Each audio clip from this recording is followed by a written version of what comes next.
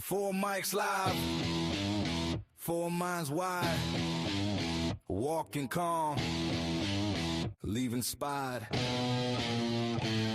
Clench fists on the truth, we connect like a chain. Got the crowd leaning in for the clash of the brains. Every take heavy, every word on flame. If you scared of the storm, better guard your frame. Steel string swing, let the bass line growl. We dissect, redirect, call a fear out loud. From the myths to the markets, all masks come off. When the horsemen ride in, fake thrones get tossed. Yeah, this the Four Horsemen podcast.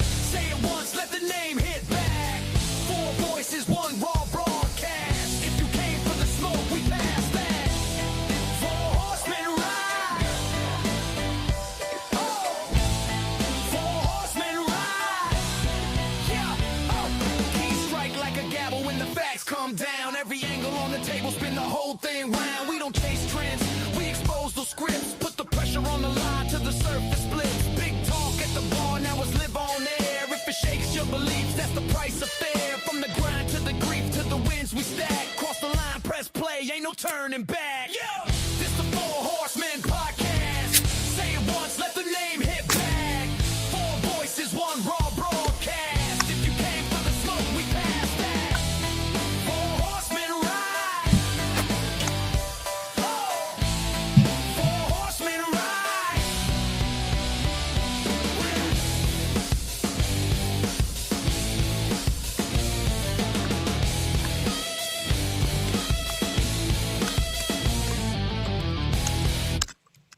Well, that is just epic. Good evening, everybody, and welcome to the Four Horsemen podcast. I am your host this evening. Well, co-host. I brought a friend along with me. Shouldn't you be in the middle? What's that? Shouldn't you be in the middle? Oh, I maybe I can do that. Let's see. So like if you're the host. Yeah, it's down. There. Is that better? All right, cool. Yeah. Thank you. So I don't think he needs any introduction in the preparedness community. If you have not heard and are not subscribed to PrepperNow, there's something wrong with your YouTube subscription service, okay? All right, so go subscribe to the homie PrepperNow, ASAP. I know he would appreciate it. I would appreciate it. And everybody else here would appreciate it as well. But PrepperNow, why don't you introduce yourself? Tell everybody a little bit about yourself, and then we'll get this rodeo started. I'm currently writing a rap for your intro song. So it's, my name is PrepperNow. I got preps galore. If y'all bugging out, you best hit the door. Arms up, heads down. Get ready to prep. The fit hitting the shan, and I'll make you step. Ooh, yeah. Old school. Yeah, that's right. That was easy. Prep DNC. So I got more coming. I'm going to write more as I go along. You guys are talking about. Bro, That's almost like he's live from Notre Dame Cathedral right now. The size of the room they're in right now is huge. Oh man, yeah. So PrepperNow. I love being on here. It's kind of nice to have time during the spring. I'm real busy with everything, but Hudson asked me to come on tonight, and I said absolutely. So. World's on fire. Just got done with a crisis report. You got protests in Glasgow, Belfast, all over the United Kingdom. You got strikes happening on Keshem and Syriac Island in Iran. You've got Bolivar protests in Venezuela. I mean, Carmelo Anthony thing. Like, pick your freaking fit hitting the shan, dude. It's all over the place. So if you're not prepping, you might want to start. So thanks for having me. Not a problem. Happy to have you. And I don't think the rest of the panel needs any introduction, but Livingston Man is right there. There he is, the Livingston Man. Right there, the roaming prepper. And right down there, my man, Vision Prepardness. Now, I brought you here to ask these gentlemen some very hard questions.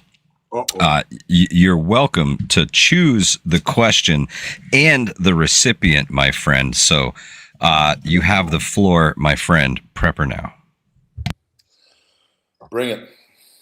Am I asking or am I answering questions? Well, you all the above. If you would like to be on the receiving end first, I do have a couple I could chuck at you to get this sucker started. let's start with this one right here. What preparedness item do you guys think is the most overrated? I've got my opinion, but I would love to hear everybody else's. Let's start with the guest prepper now. What do you think is the most overrated preparedness item? Most overrated preparedness item. Water. No, I'm just kidding. Gosh, that's number one. Well, you don't got water, then you're not good. Let's see. I mean, I say FEMS here: food, energy, medicine, and security. So I think all those four, and food includes water. Those are the core four that you should have. Things that I think are overrated or whatever. I think anything like super technology based or whatever. You want to have communications. I've always said that that's my weak point. But I think generators are important. But if you're going to have like a long emergency, you need to learn how to deal with no power and all that, or at least get versed in like solar. We had really terrible power bills, and we first moved into our new place. We moved into our little prepper homestead here, and it was right in January, right when all the super cold was happening, and we had to, we had nothing weatherproofed or anything like that. We just moved in. It was cold with AF, and our first bill was like $1,100. And so now, there's been no air conditioning yet, and we're all, even my wife is like on board with this. We're sitting there sweating. We've got fans or whatever, but you need to learn to deal with the elements and everything, and having these creature comforts that come with like a generator. I think a generator is great to have, but you need to live and learn to live without being reliant on power. So we have a big industrial freezer. I think that's important. But what does it look like if your power is fleeting or whatever? So I think overrated is a loaded word. I think of the hierarchy of things. Power to your home kind of would be lesser than food, water, medicine, and security. So I think that's of all the things. And I'm sure you guys will have a better one than that one, but just off the top, I think that's what my answer would be. Of the FEMS, the energy would be the most overrated, because you need to learn to live without energy if you're going to be going through a long emergency. I have to step in. I have to step in right here and just concede my entire position, because what he just fucking said is what I just fucking wrote down. God damn it, Livingston Man. But I love the way Livingston Man thinks. So I had a feeling. I mean, I love the way all of you guys think, but I knew that was going to happen. I know you have these answers, and you're going to be taking someone else's answers because you kind of think alike. So I told my wife before this live stream that this would happen. I was like, me and PrepperNow often. I was like, so I'm basically going to have to be like, fuck everything he just said. I'll tell you, you can go first on the next one. You can go first on the next one. You just need a ditto at the bottom of your screen. Yeah, ditto. Exactly. So, Pete, what do you think, the roaming prepper, what do you think is the most overrated preparedness item? Overrated preparedness item. I'm sitting here listening to PrepperNow and Livingston, and that's actually a really good one. I do think, honestly, there are a lot of super fringe, I don't know how to describe it, like very niche items that people get scared into buying, like radiation meters, stuff like that. And they spend a lot of money, and they don't really understand what they're dealing with, or how it applies to them. And I see, no, I'm not saying there's not a place for it, but I think a lot of people will put something like that, or even the generator, before the basics, the food, the meds, the protect your home pellets, stuff like that. The ridiculous hiking poles. But, you get certain items, and it's not that they don't have a place, but I don't think people prioritize stuff like that. And so they're like, oh, we're going to have a nuclear war, right? So they go to someone's link, and they overpay for an item, And then it's like, no, that's not really what you need. Do you understand what's around you? And again, that's kind of a vague answer, but I think people misprioritize because they don't understand what their true heat map is, what their actual threat matrix is. Yeah, that's a big one. Lot of gimmicky items out there. Vision preparedness. Yeah. Your thoughts? What preparedness item do you think is the most overrated? The most overrated preparedness item is this. And here's why. Most people say, yeah, exactly. Most people say, okay, I'm gonna go buy me a Baofeng, Bufwang, because everybody talks about it. Okay, they buy it, they charge it, and then they throw it in the bag and think they're good. Well, do you know how to freaking use it? And probably not. Right. And if you do think you know how to use it, who are you going to be able to communicate with if you haven't talked to somebody who has one that may be near you, and y'all, kind of put together a plan on when and how and why? And you may want to pick up a license first, because if you get your license, you're going to learn how to use this thing. Yep. Other than, just listening to Noah Weather and getting on here and saying, I need help. And then, the L&V truck's going to roll up and just sit there idling, waiting for the body to be tossed into the driveway.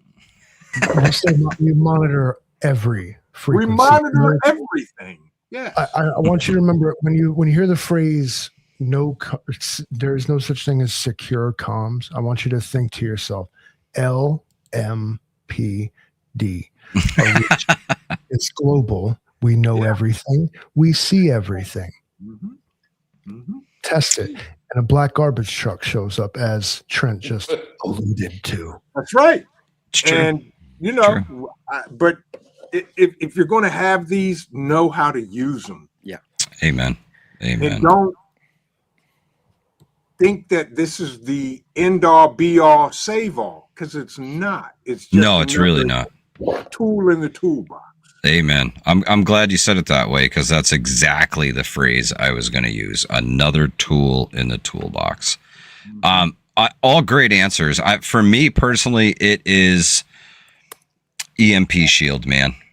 These people and their freaking EMP shield. I can't listen. The old way of EMPs was like 1,000 volts per square meter on the ground measured. That's a lot of juice. Right. But modern nuclear weapons put out 10,000 volts per square meter on the ground measured.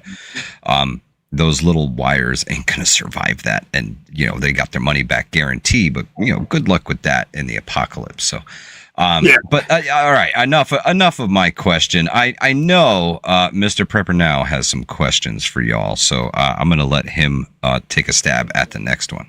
Bring it. All right. First 72 hours of internet goes down, power goes down, everything goes down. What is your first priorities? What does your first 72 hours look like? Interesting. For me personally, priority one is getting either the well operational or deploying the well bucket to start drawing water. That's something I kind of want to stay ahead of. And number two is spin the comms up so that I can hear what's going on elsewhere. Number three is going to be smoking meat, bro. The freezers are going to fail. I know I'm only buying myself time. So it's open, plug in all the battery backups, flip open the freezer, grab some meat out, deal with that, and then close it back up and turn it on. I know I'm only buying myself time. With the solar generators, eventually they're going to run out. Eventually one's going to fail, right?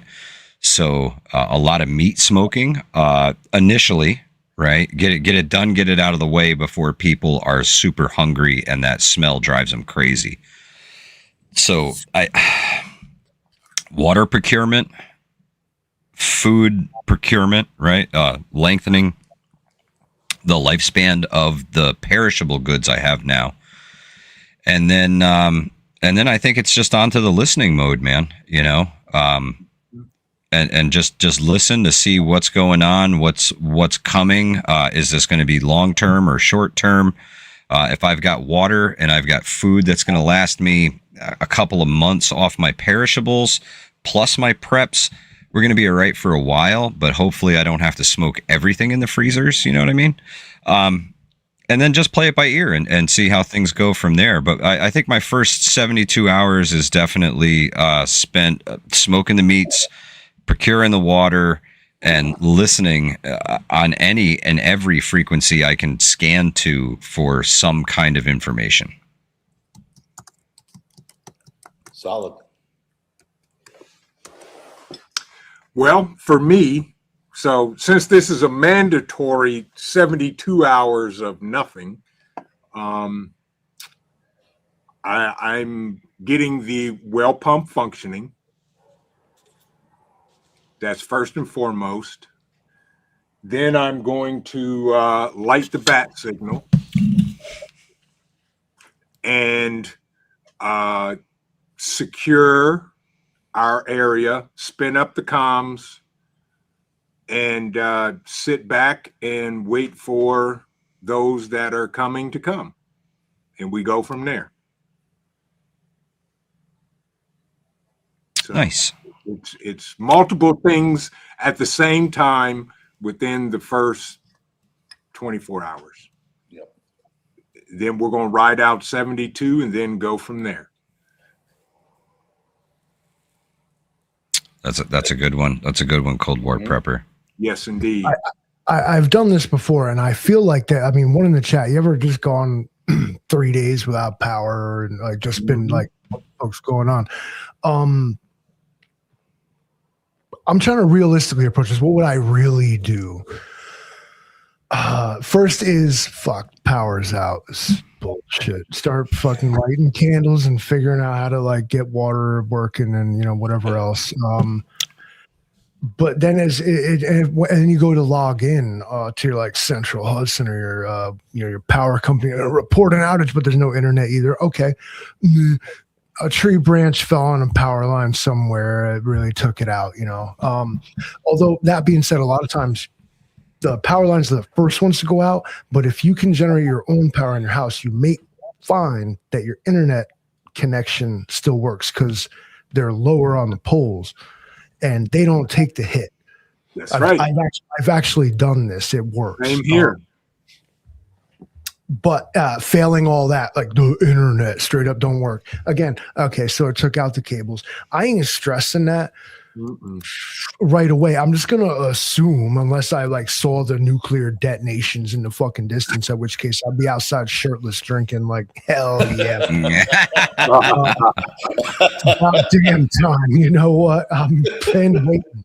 So, and I'm chilling. I'm chilling. 24 hours. And I'm going to go to like somewhere. I mean, people are going to congregate at the local place, whatever it is, Walmart, fucking the convenience store, the gas station, whatever. And like people are going to talk and you're going to like get an idea of what you're dealing with. And I've seen this happen before. It's often, if you have at least thought about it and done not even a crazy level of preparation, but just like thought about it and like kind of made common sense decisions, you're going to be okay. It depends on what time of year it happens. Summer, and where you live. Yeah. I'll take winter grid down over summer grid down. Yep. I cannot stand. I was born in the winter. I hate the summer. And it's so much easier to be able to just take everything in your freezer and put it outside. Then everything in your freezer is going to be lost. You have a ticking clock. Can't get ice, like grid's not moving, internet don't work. This is a huge thing. First 72 hours, honestly, the first 36, I'm going to be like normal. Like, okay, this sucks, but whatever, done this before. Getting into 3 days, I'm going to start being like raging at the man. Like, where's the goddamn government? What the hell? But after that, I mean, 3 days, like, come on, you got this. You should try it. You should try it one time. Go camping. Yeah. Living without the juice is something. Roaming Prepper, your thoughts, my friend. I will reference the hurricanes, the various hurricanes we went through, which very often resulted in bloop, and everything was off. The difference was we knew it was coming, right? Because the hurricane didn't magically conjure. We saw it on the radar, and then like exactly 24 hours before it made landfall, that's when the general public would spaz out. First 72, one, I want to make sure everybody can get home. Now, fortunately, both the wife and I don't live that far away from the house. I live farther away. Don't work that far from the house. Okay. So 10 minutes, we're back. If I need to walk it, maybe an hour. If roads aren't too bad, head count, and then inventory. Make sure there's nothing we're missing. We have a couple of the guys in the various, groups I'm in. We've already agreed. Ironically, if something goes on at noon or at 6 in the morning and 6 at night, we meet at the brewery. There may or may not be open, but it's a central point with a big patio and big tables. Yeah. So that's kind of an unwritten agreement. If we can't meet there, there's a Black Rifle coffee company across town. And it's like, okay, we'll go to one of the two, and if anyone's there, see what they need. But like a few of the guys pointed out, I would kind of just sit still. If you want to burn just a little gas, take a spin around the neighborhood and see what's going on. I've mentioned before, I'm a drone pilot. I'm close to an airport, so I got to watch the FAA flight restrictions. But I can pop a drone up and just do a little fly over my neighborhood, and I can pan the camera out into the countryside. And we're really flat here, so if you have a good sunny day, I can see 15 miles, all the way to the horizon, and just see what's going on. Anything on fire, smoke, toxic cloud, chupacabras. Just damn chupacabras. Just start collecting info and making sure anyone who should be at the house has made it to the house. Yep. Because that's a whole different thing if someone didn't make it home. And again, I'm thinking from the terms of one or more people will be somewhere other than the house when something like that happens. Yep. It usually happens when you're away from home, right? Usually happens. Yeah, of course, always. Now, do you want to give the fellas another one?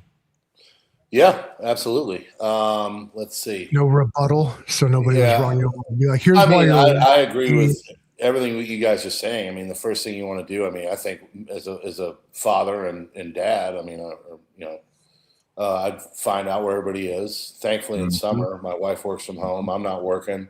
Kids are generally home, so I think we'd be all right there. At that point, I'd try to figure out what's going on with my mom and dad and my brother. But beyond that, you secure your water, you just kind of. I was in hurricane land too, so Pete was saying, roaming prepper. That's kind of the mode I would go into. A hurricane's coming, you do certain things. So I would probably start there and just kind of get into that kind of a mode of let's see what's going on, and then from there turn on one of the radios or whatever and listen to one of the channels, the emergency channels, and see if it's like 24 hours and nothing's going on. I'm going to go down to the local food market, grocery store, because I bet that'd be a pretty common place for people to go and see if can talk to people there and what's going on. But basically get assembled, get ready, but also get patient and try to figure out what's going on. Probably talk to the neighbors too. We're not real close to them, but first thing I did when we moved in January was to meet them. I've always made that a habit. You go over and you talk to them, you let them know who you are and your family and all that, and you figure out who they are, and that way, if there is something going on, you can go on over and kind of they might know people, they might know things that you don't know. So information is key. My neighbors are absolute fuck, dude, they're not gonna make it. I'm gonna carry this entire. Well, actually, I got two. There's two of us. There out of four. There's two of us on the block gonna make it, and there's two of us that are gonna need like to come under that wing. Where I'm at, but it's okay. I see it. I am situationally aware. Okay, and like you got to be like that. Like, okay, these guys are either gonna. It depends on how much you like them. Whether you're gonna be like these guys need help or these guys need to get put in a truck.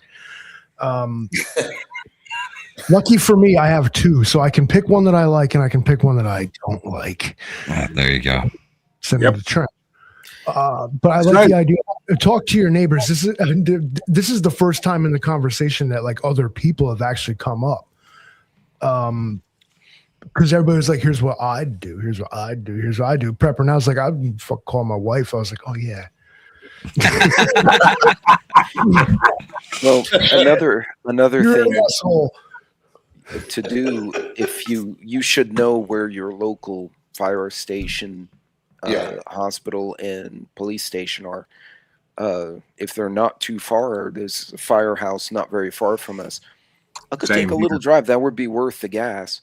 Yeah. Because they usually have backups and they hear things that we don't. And just go and say, what's going on?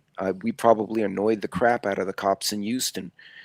Because, we'd go to the store and they were there kind of watching, making sure people didn't fight at Walmart or whatever we were at. And we'd be like, so is there more rain coming? And usually they were like, I don't know, dude. But they know stuff. They hear stuff. So go make friends with the firefighters. Yep. Very true. Very true. I'm also, for the record, super safe because I never actually mentioned which neighbors I was talking about. No, in case you're watching this live stream, but I am talking about two of you. Figure it out. Godspeed. You got a 50% chance of being wrong. It's true. Really every situation is a 50-50 thing. It either is or it is not. And that's the truth. I often look at life like that. I'm like, what's the 50-50 here? Yep. I don't let it cripple me. I let it empower me. Actually, I'm like, rolling the dice. There we go. Big money. Straight flush, baby. Let's do this. What do you got for us now? All right. What skill, if you could learn one that you currently don't have, that would help and enhance your prepping? So before you get started, for me, I wish I had the ability to be much more proficient on like automotive stuff, fixing things and, all this oil and gas problems and all that. Like I got my oil changed today. Like I really should learn how to just change my own oil and everything. I actually went out and got enough for 2 oil changes and 2 oil filters for both my vehicles. Like I should have that skill. And if I could up my game in anything, learning automotive care and all that, I think would be a wise idea. So of that kind of a instance or example, what would be one thing that you would like to up in your game of a skill set that would help your prepping? That's a really good one, and I really like your answer to that question. Because some random dude and I talk in the background, and he is very much of the if you can do it yourself, do it yourself. Save the fiat currency. You need that for other things. And I really appreciate that. And like you, I wish I knew more about that because I lean heavily on my family members for that kind of thing. For me, it would be learning more about solar and batteries, right? How to properly wire them, how to properly angle everything. Definitely something I want to lean more into because I have been leaning towards a more battery operated existence. So the batteries and learning more about them, how to put them in series and parallel and things like that, to employ those things when the grid fails. So learning more about solar and batteries is definitely my answer to that one. Straight up. I know a guy. I'd go with welding. Okay. Well, I am forced to work. I work on a farm, so every problem is mine. I can do like all kinds of stuff. I'm Mr. Fix It Guy Friday, you know what I mean? And but one of the things I don't fuck with is welding because I just don't know how. I was never trained. I know nothing about it. But oftentimes, because I have, like as you said, the more things you know how to do yourself, the better off you are. There are people that exist in the world that don't know. It's not that they don't know how to plunge a toilet. They don't know that there's such a thing as a plunger to plunge a toilet. You know, that's not wrong, and it's sad. And for the love of it, thank you. And in the same vein as like, don't show up for the apocalypse with your fucking gear still wrapped in the plastic. Don't show up to the apocalypse not knowing how to plunge a toilet or how like basic like household systems work, especially if you're a bug in type. You got to really understand how your little house works then, man, because ain't nobody answer the phone when that shit won't go down the tube like it's supposed to. Hello?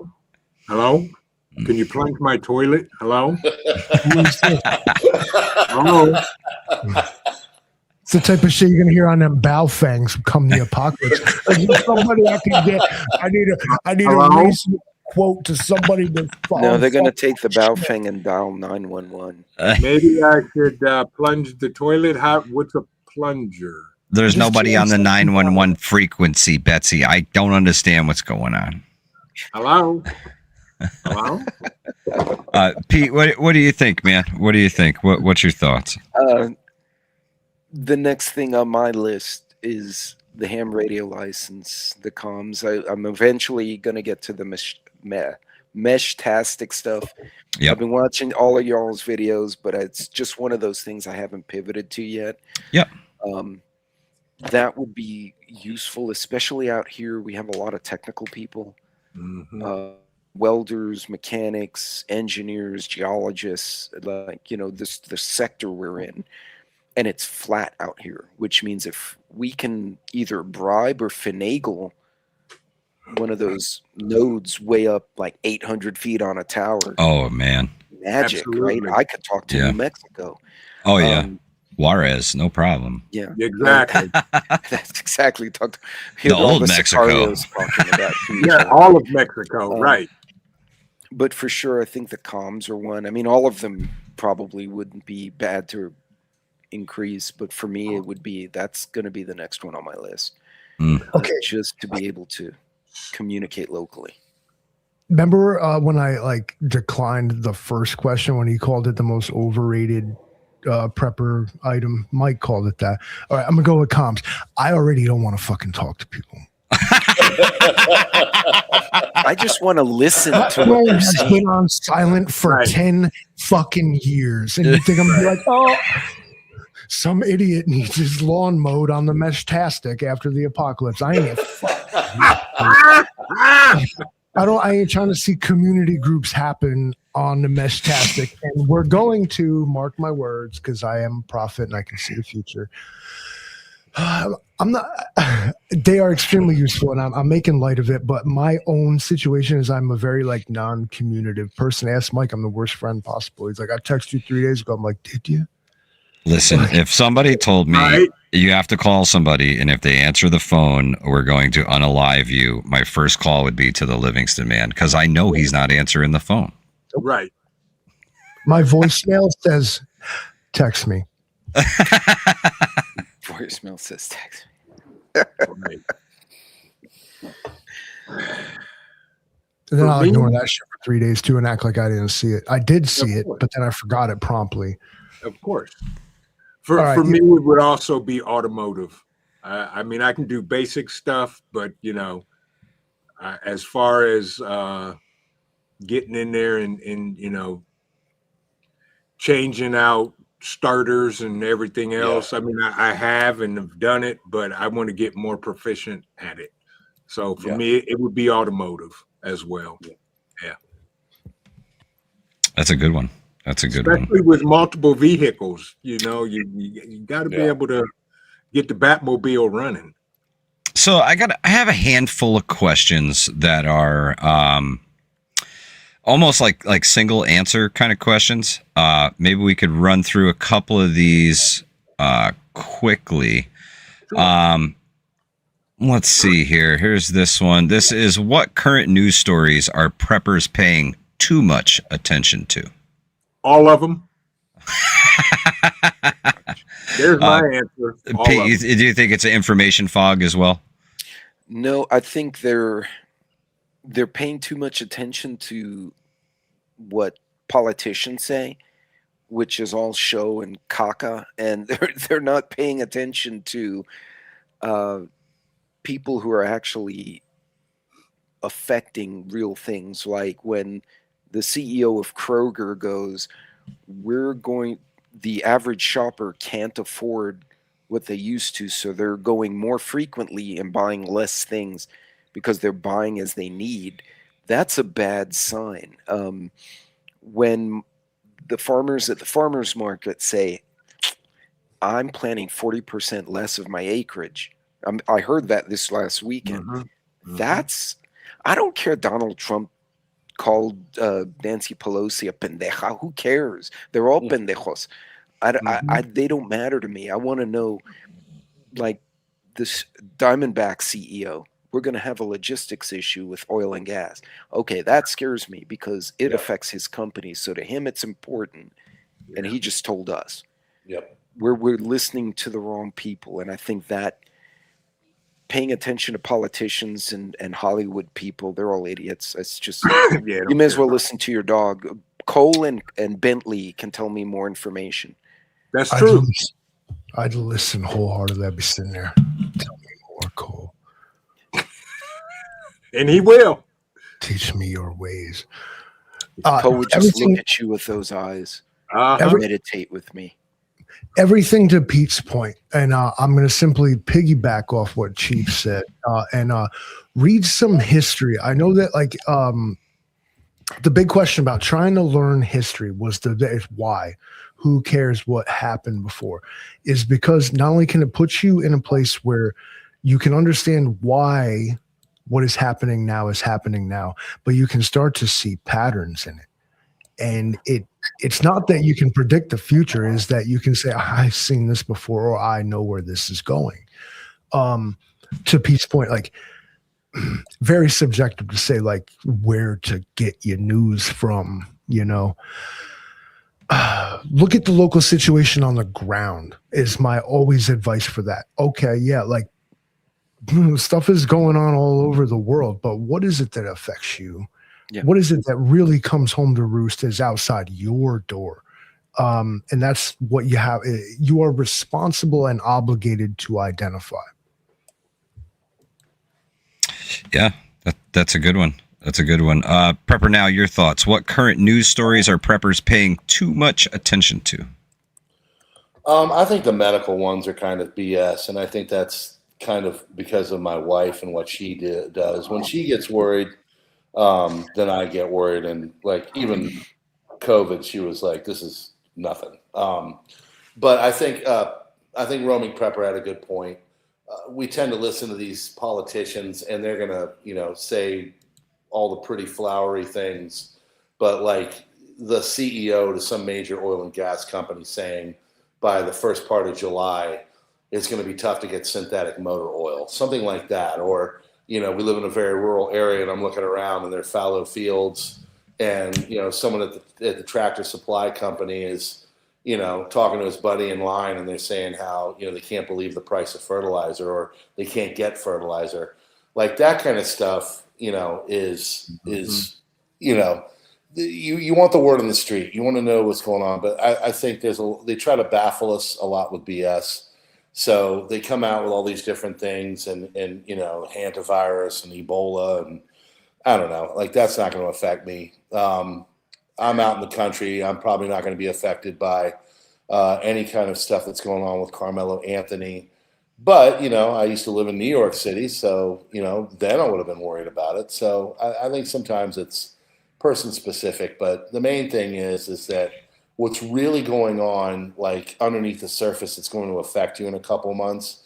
If you can find out ways to kind of figure that out and to get ahead of it, Like hearing the Chevron guy and Exxon saying that they're the major hub in Saudi Arabia or the UAE that makes all of the synthetic oils for your motor vehicles is having problems. Like that affects me. I've got 2 vehicles that use 0W20 motor oil and synthetic, and they higher mileage.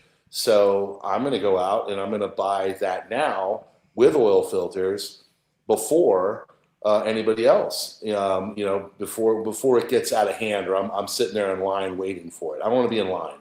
I found a deal on burger yesterday. I got 25 pounds at about $3.50 a pound. That's awesome. Good stuff. Yeah, stuff. Fantastic. I saw it. I told my wife, she's like, "Where were you?" I was like, "Well, I just found this deal. I went and I got it."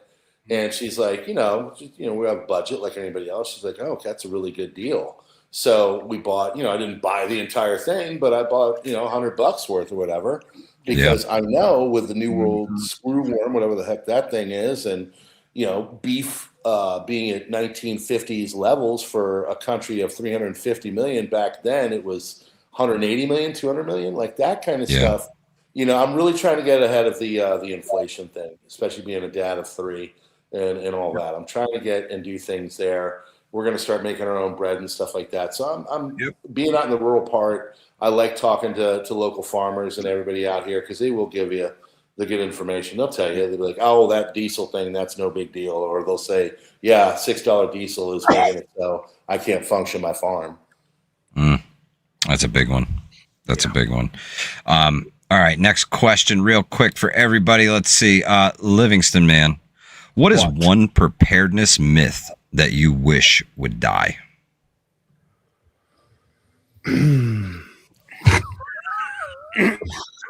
God.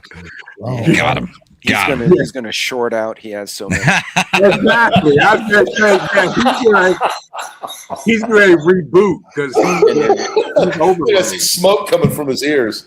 Yeah, that is funny. Preparedness myth that I wish would die. Okay, you know what? Let her rip, Tater Chip. Livingston Man, light cigarette, punches myth. They'd be like, "We're talking extinction level event, bro. I'm saying like bomb kiloton, megatons, like the planet is irradiated. Like this shit is." I'm the Macho Man, Randy Savage, right now.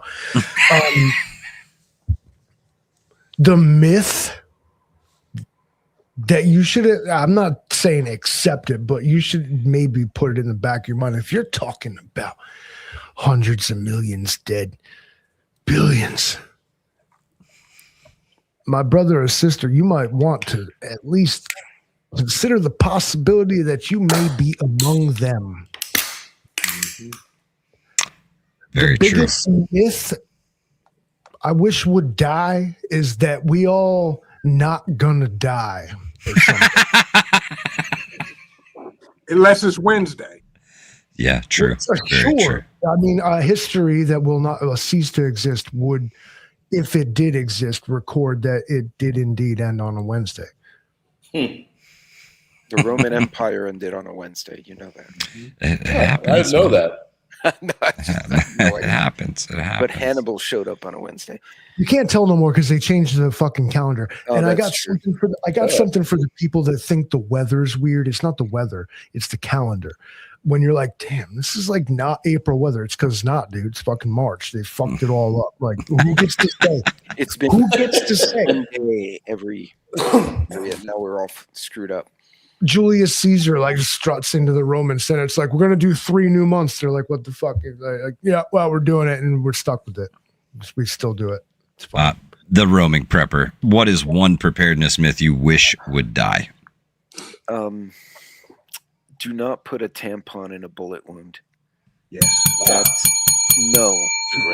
You need That's hemostatic exactly what I was gauze or quick clot or rag. Dirt. That was easy. When the Marines say put some dirt on it, that actually will do a better job, even though you'll get germs in there. Yeah. Because the damn tampon is meant to absorb, it doesn't clot.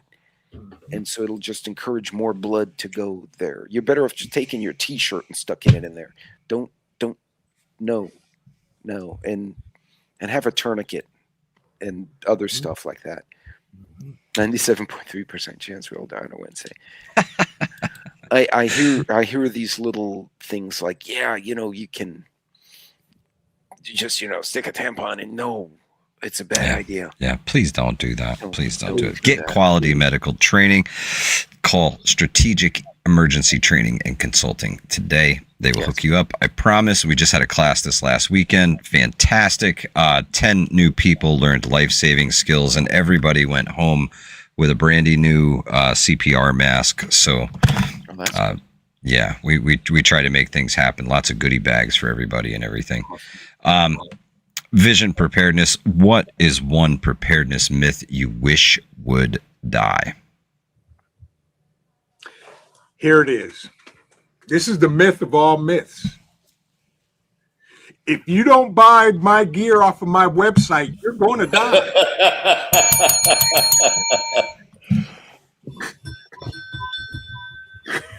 Who brought Canadian Prepper on here? That's a great one. You're going to die. If you don't go to my website and buy my gear, everything on there, you're going to die. Why do those channels always have a guy that looks like he's on crack? The eyes. Mike, explain it. Why is there always a guy?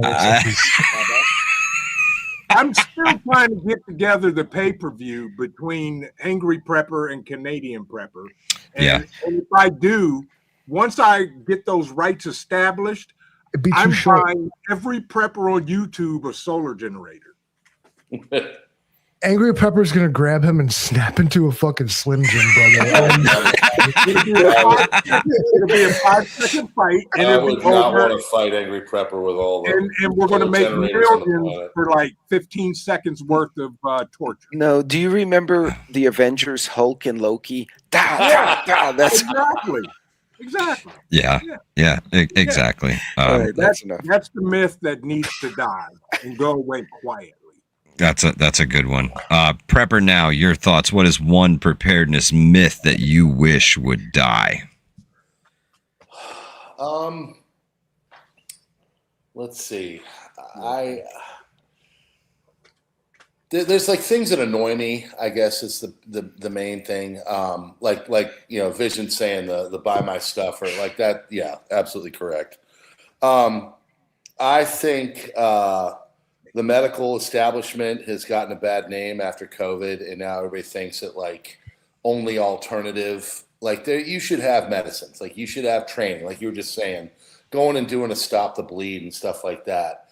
I think some people get into this like kind of super alternative medical thing, and I think that could lead to problems if you're not doing proper training, don't have proper medicines, don't have proper equipment and all that. I'm lucky to be married to a licensed medical professional who's a former ER nurse, yada, yada, yada. We've got stuff, but I'll throw stuff her way and she'll be like, she'll hear about something from a prepper channel or something like that. And she'll be like, that's total crap. Like that's not going to work. So you mean to tell me I can't drink bleach to get rid of COVID? Oh man, you take a cap full of bleach.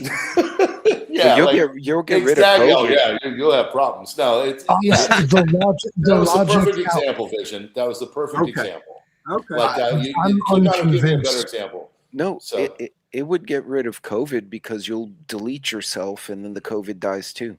Yeah. Yeah. There's no then you died of COVID, not the bleach ingestion. So it would work. Yeah, I think bad medical advice can happen in our community, and if the goal is survival, then like do it right. Don't there's things like there's things that tinctures and there's herbs and all that, and there's good stuff, but I mean nothing is going to beat an antibiotic. So yep. Just make sure you go ahead. No, you're absolutely right. But I grew up. My dad was like, "Boy, get up, rub some dirt on it, and go on back out there and play." Oh, absolutely. I learned that bee sting was best. You put a thing of tobacco on it and eat a zero bar. Exactly. That's how we done it. Horizontally and get that stinger I'm serious. Get a cigarette. You take a little bit of and by the way, people should have tobacco in their preps, even if they don't. I'm serious. I mean, barter or anything like that. Nicotine. I don't drink, and I've got an entire bar. I can literally get every prepper on YouTube. I could get them hammered tonight, because I'm not going to drink it, but man, someone will come over here and work their tail off for a bottle of vodka. Yeah, absolutely. See you soon.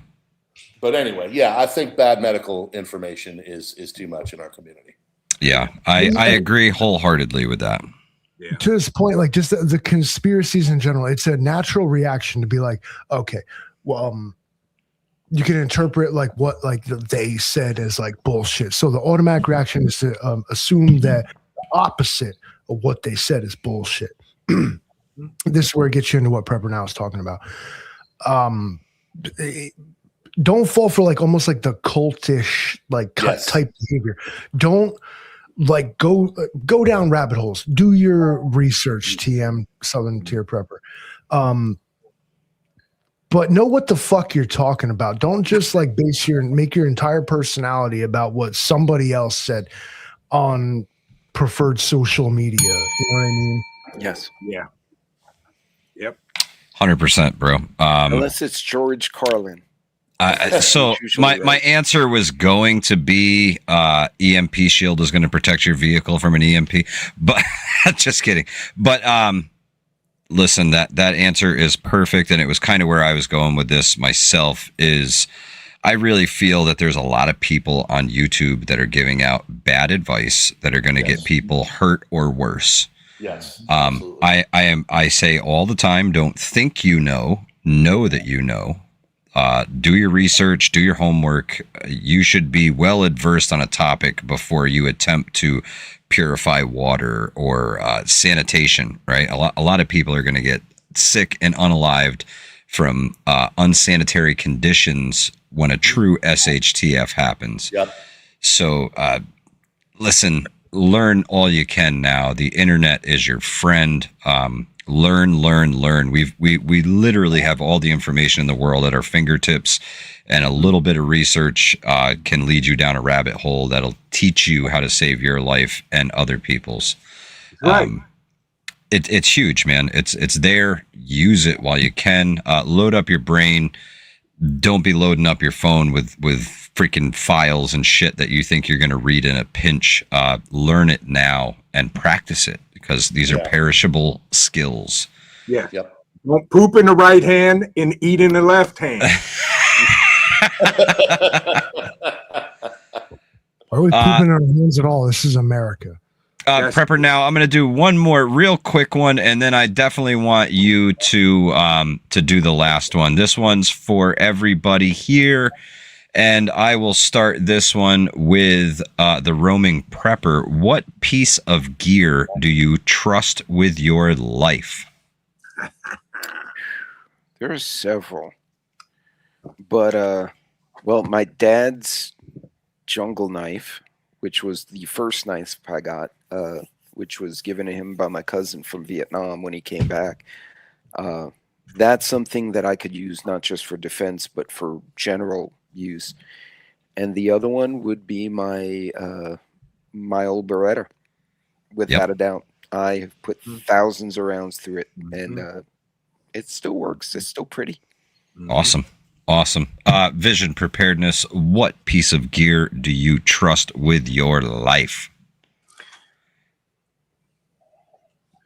All of my weapons. Including Cole. And that's right. Including Cole Jr. back here that's picking dandelions off of the carpet. Yeah, I trust all of my weapons, period. Awesome. Livingston Man, what piece of gear do you trust with your life? There's two of them. Mrs. Livingston and this. Got me the entire way, all the way so far. And that's the things that are tried and true and proven. Amen. There you go. That's a good one. PrepperNow, what piece of gear do you trust with your life? I'm going to go anatomical again, like others, and say my gut. Is it the penis? Well, that's a weapon on its own. Don't get me wrong. Okay. And like Roman Prep was saying, it's still beautiful. It's phallic. But my gut, like my instinct, but also my wife and her medical knowledge and just her logic. She's always she reads people very well. She's got great skill set. She's logical. She's honest. She keeps me in check. I want to go, buy something out of it. She's like, we can't buy it all. Let's do this. So I think trusting my partner and in my family and my gut, as for a physical item, I guess I would have to say, we got a good amount of food preps. If I had to, my Savage 7mm is pretty nice. It's got a nice scope. That's pretty okay. We live my homestead, where we're living. I love where we are because we have a huge water source here. When you guys were talking about the pumps going out or going to get water, I walk 15 feet and I've got full on water all day long. So, my homestead and my property and all that, and then the people on there, and not in that order. That's awesome. For me personally, gear wise, I would say my Grayl, the water purifier. I've trusted that with my life multiple times. Giardia can kill you, especially in a shitty situation, pun intended. My water filter, my water purifier, I trust with my life, and my medical kit, man, my medical kit, I trust with my life. I know everything in it is good. I know that my tourniquet is not a cheap Chinese fake that's going to break when I crank the windlass if I have a severe hemorrhage. I trust my medical kit with my life, and I trust my water purifier with my life. So those are my two pieces of gear. And with the family thing, man, I trust my family with my life. And there's a few people who aren't quite blood family that I trust with my life too. And that includes all the folks here on this panel this evening. So likewise. Yep, that's mine. And PrepperNow says the chair is against the wall. I forgot to send that. Someone made the Red Dawn reference earlier. I had to put it out with John has a long mustache. I threw it out there, but I misspelled chair. So the chair is against the wall. It was a bit We're trying. We work for a living too, Oh, Patrician, thank you. It's 8:45. We're old ass men. That's true. Yeah, thank you. Hudson Valley Prepping and Survival. Appreciate you, Patrician. I really, really appreciate you. PrepperNow, you want to give us one last question before we get out of here? Okay. This is a quick roundtable one. I had this one earlier, but I'm going to follow up with something else. Bug out or bug in?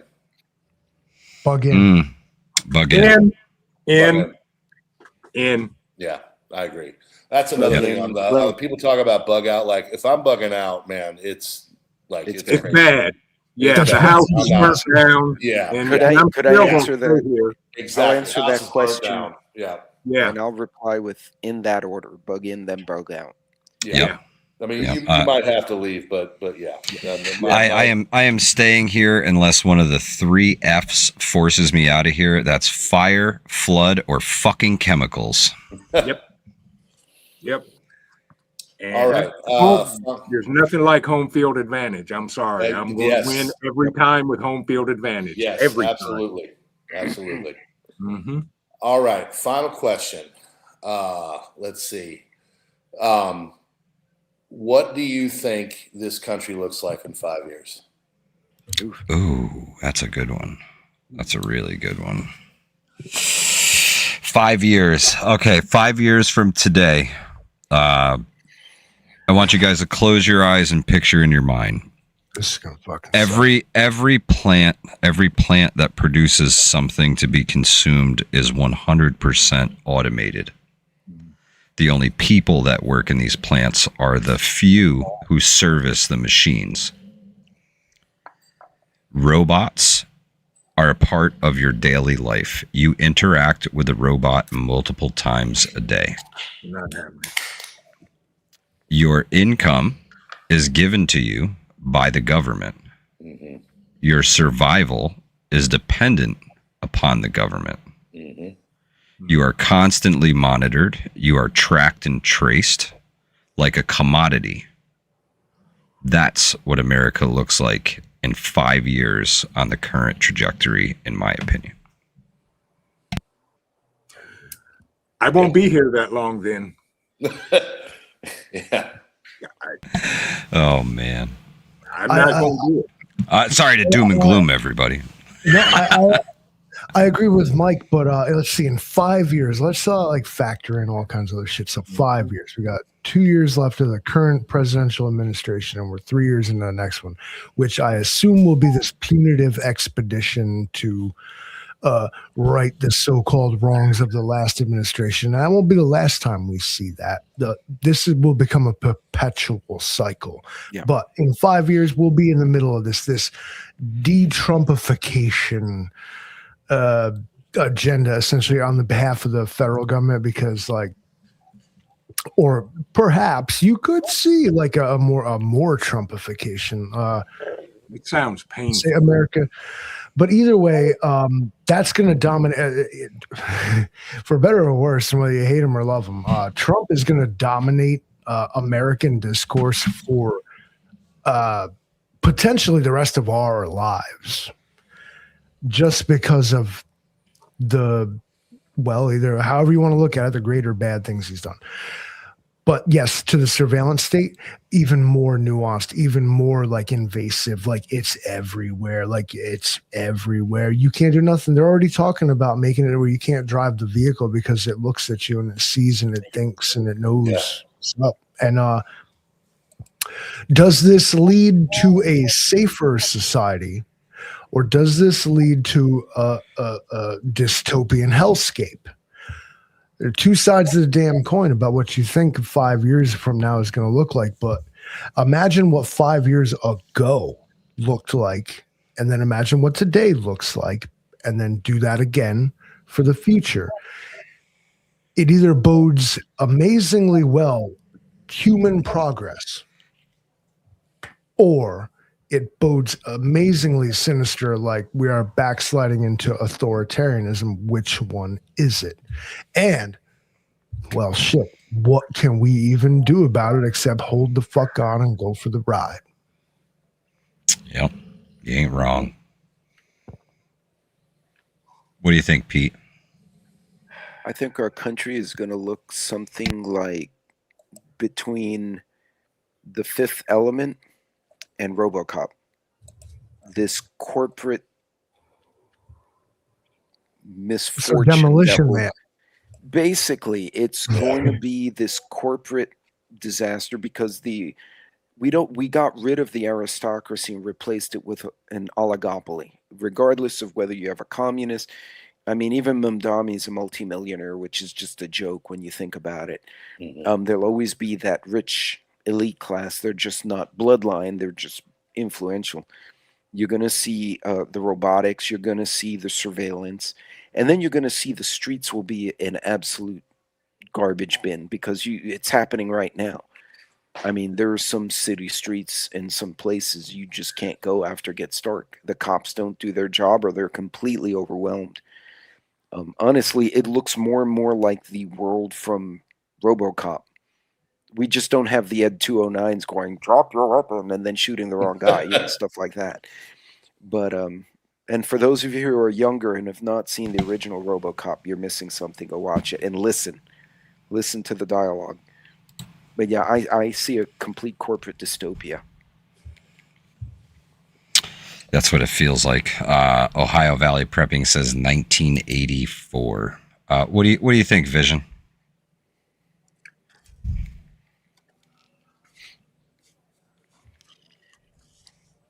Well, I'm on the opposite end of the scale.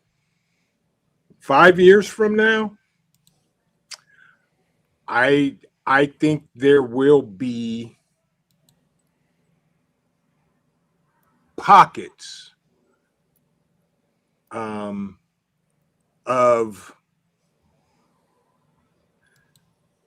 natural, I don't want to use the word attacks in this country, just like there are in third world countries. surveillance out the yin yang, unless the guy from Palantir just drops dead for no reason, or a good reason. I think terror will become common in our country, and more surveillance. And then we, the people, are going to possibly finally get tired of it and do something about it. Either way it goes, L&V will still be in business. We will be dominating the globe and the richest company on the planet, and we will always come feed you. You need us. Their warehouse will be protected by the Ed 209. Correct. Our warehouse will be protected by the volunteers who simply want to be fed. The volunteers. Well said, Voluntold. Livingston Man. Very well said. Ladies and gentlemen, I want to thank y'all for joining us this evening on the Four Horsemen podcast with our special guest, PrepperNow. Now, thank you so much for being here, bro. We could chat with you all night long, but everybody's time is valuable, and we don't want to keep you from your family and your responsibilities. Thank you so much for being here with us tonight. Now, you want to give some words of advice, take us out of here? I could talk to you guys all night long. The logic, the seeing, the vision, if you will, of what's going on, what's coming around, and what's coming is spot on. I hope people are listening to this podcast weekly. We're in a world of hurt. My thing in 5 years, man, I think we're going to look balkanization. Then we're going to look like something out of Looper. And we're going to have Chinese money all over the place, gold and silver, and we'll be in we'll be like, Britain right now, but it'll be America anyway. But yeah, thanks for having me. You guys are awesome. I'll come on anytime. Much awesome, brother. For me. You're So awesome. I enjoyed this a lot. So, and Please tell the missus I said thank you. I said thank you for your time. Thank you. I will. And I want to thank all of you, the viewers, for investing your most valuable resource with us tonight, your time. I really appreciate you being here. Do us a favor, smash the like button, share this out. That's how we find new people. That's how we found you. Help the community grow. We appreciate you. Thank you for being with us tonight on the Four Horsemen podcast.